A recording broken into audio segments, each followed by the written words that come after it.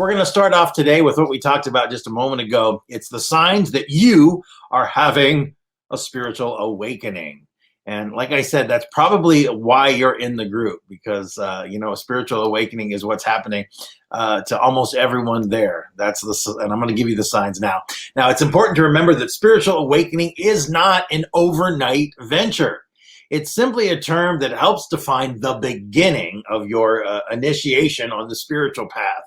Now, when we undergo a spiritual awakening, we literally wake up to life, and we realize just how long we've been sleepwalking through our lives.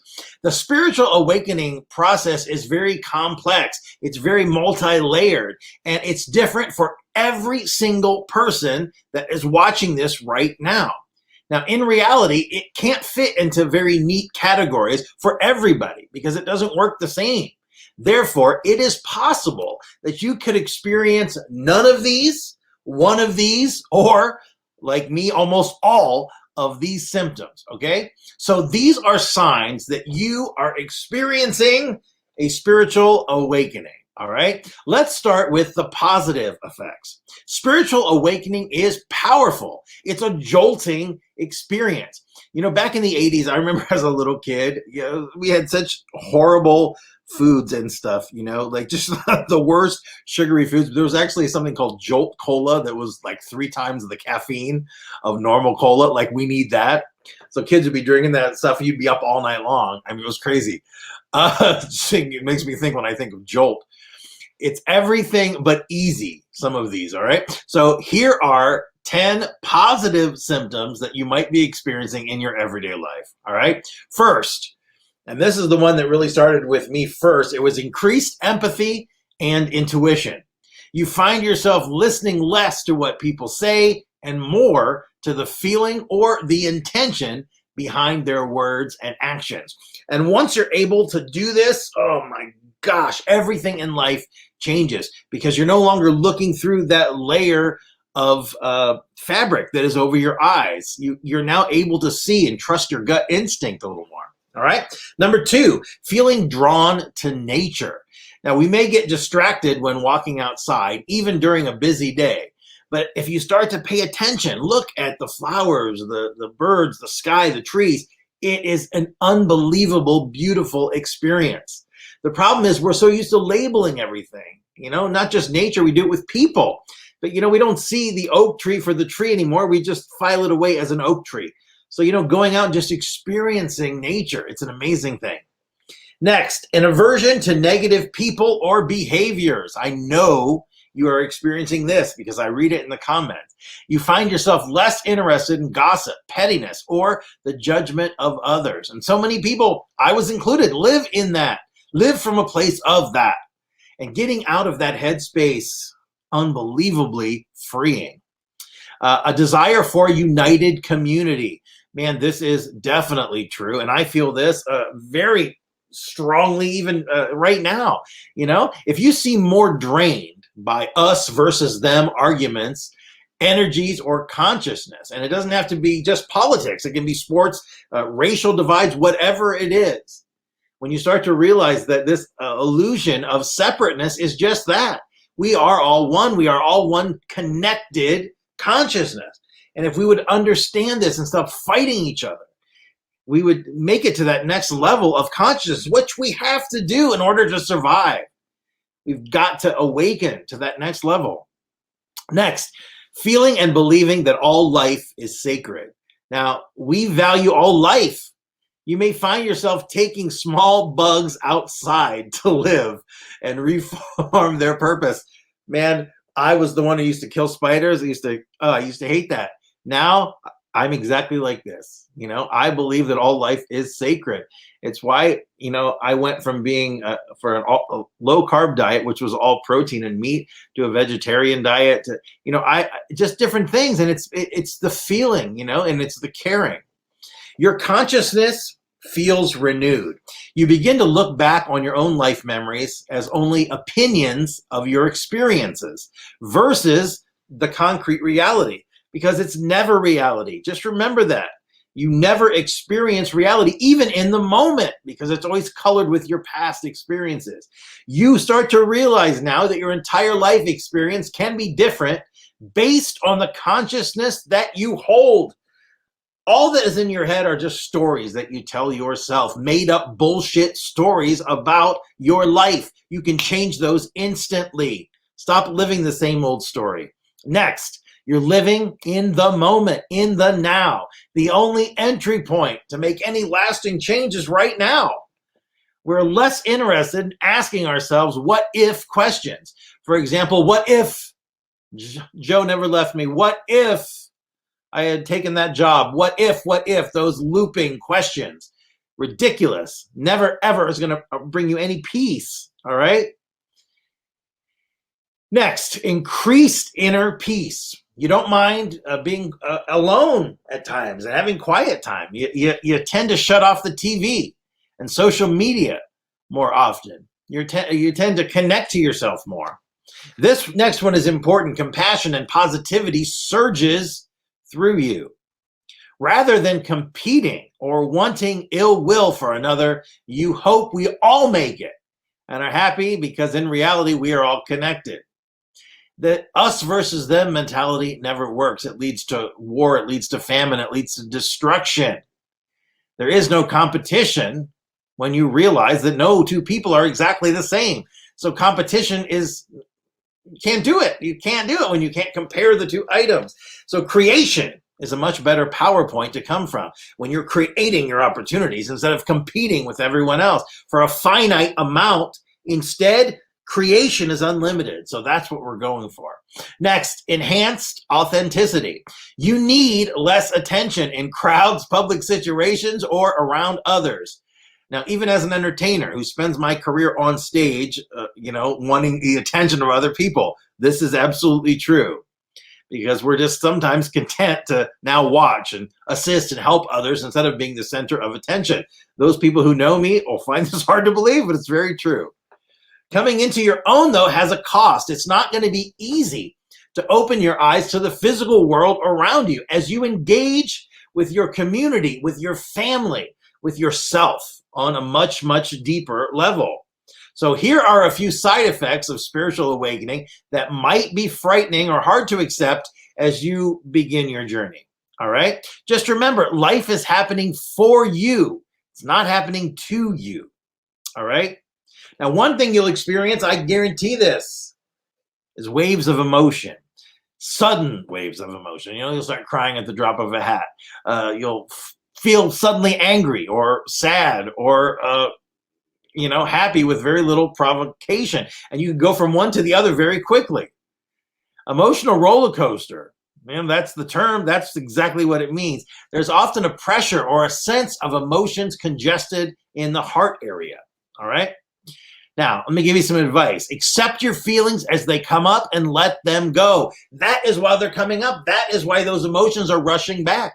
When you get those feelings, we have a tendency to push them down again. It's better to look at them and allow them to pass through. That energy was meant to go through you, but instead you're holding it inside and creating uncomfortable emotion connected with those thought patterns. All right? So go directly to your heart and feel the emotion. Feel it. Deal with it and let the shit go. You might notice intolerance to food or different allergies that you didn't have before, So you want to be careful on that. Amplification of the senses. You could get blurry vision, shimmering objects start to happen,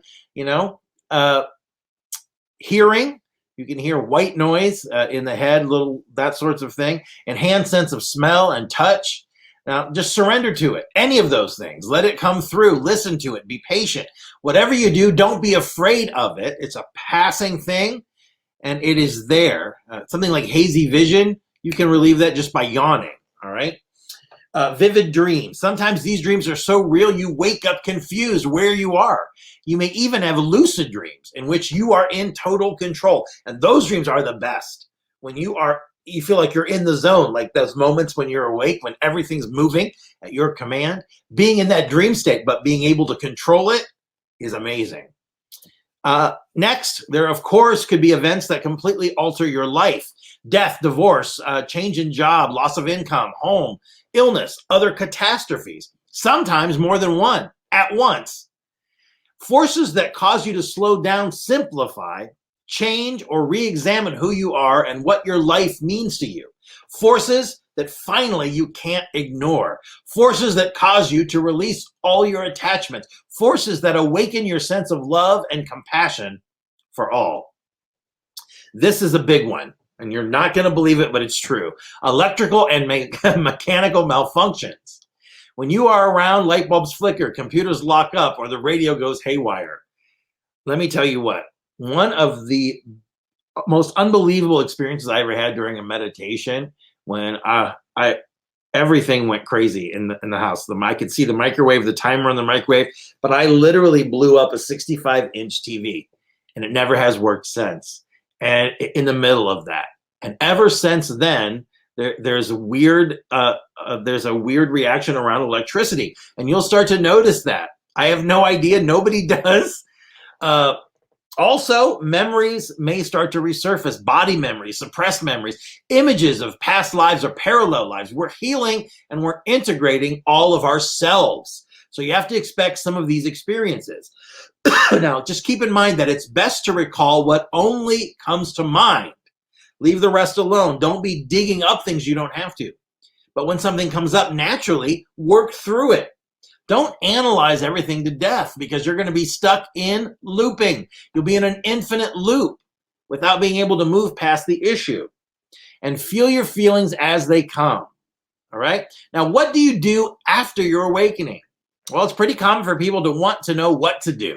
But there's a couple of key elements that we need to be clear about to answer this question properly.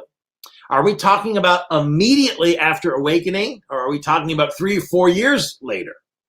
Well, in the short term, immediately, you need to make space, and you need to assess where you are in your life. Some people wake up in a situation where they can be a hot mess for years, because you can do this from two things. Something in you can just awaken one day. And that's what happened to me slowly several times. Or I know people where something catastrophic almost breaks them. They're ready to commit suicide, and that break of their ego awakens them. You know, if you had the choice, obviously, you would want to do it. You don't want a catastrophic situation. Anytime you can start to awaken from a place of stability, you're in such a much better position than awakening from a place of tragedy, all right? Creating long-term solutions are the most important things that we can do, and that's why working every single day on it. Building a spiritual practice is so important because it's vital, all right? Now, in the long term, and it depends, some of you are much farther along on your spiritual growth, and that is amazing. That's incredible. As this intensity of the initial year or two, that energy will start to subside, it often is important to more actively intensify or re-intensify the energy. The floodwaters of awakening tend to knock down a few things, but it seems rare that they remove every obstacle and leave someone in a state of pure oneness and freedom. Instead, awakening is kind of like resetting the system. It is a new beginning. The clarity and freedom earned from dissolving and doing the necessary inner work during the early years offers a person the ability to intentionally dive deeper and break stronger and more powerful attachments in their lives. That is what it's all about. The outer world is our secondary reality. Nothing out there matters more than what matters in here, what you have inside. Because love and confidence and bliss are not outer world items. You can only grant them to yourself. Some people land in a place of ongoing awakened flow, and you feel this rush of bliss and energy all the time, instead of 5 or 6 times in your entire life and then chasing after that feeling. You have it all the time. Imagine how much easier life will be when you're working from that position, instead of a position of anxiety and stress and doubt and worry all the time. As you move into these later years, it's been several years now for me, it gets really clear what your soul wants. Your soul wants freedom. Your soul wants to be happy. Your soul doesn't want to take from someone else. It wants to give. It's a never-ending cycle of abundance. There is enough for everyone. There's enough happiness. There's enough love. There's enough finances. There's no reason for fighting and war. And who has the bigger ego and the bigger missiles wins the battle. As you awaken, you start to realize that life begins inside. And when you change yourself, everything starts to change. And that's how we change the world. That's how it's done. All right, I want to thank you so much for taking time out of your day to join me today. And I want to remind you, if you're not a member of our Facebook community, now is the time. We are a fantastic family, community of like-minded people, people on the path to spiritual awakening. We are like-minded people helping, supporting, empowering ourselves, and in turn, helping, supporting, and empowering each other. It's all positivity all the time, tons of posts, videos, and help to get you from where you are now to where you want to go. So join us. It's facebook.com/groups/students of self-empowerment. You can also go to our website. That's freelifetools.com, freelifetools.com. And there you'll find a vast array of life tools to help you through your journey. Now, if you want to take a deeper dive into anything that we talk about, take a look at our fantastic motivation products. Go to our website, taylorwebb.org/shop, but just go to the website. You'll find the store there. We have courses, we have ebooks, we have something for everyone, no matter where you are in your spiritual journey, including we have ebooks on meditation, weight loss, finances, unlocking the power within, all sorts of different items. So take a look over there, taylorwebb.org. I'm going to close my show today with some advice from the late, great Larry Hagman. My childhood idol, wanted to be J.R. Ewing so bad. It goes like this: don't worry, be happy, feel good. I'll see you tomorrow.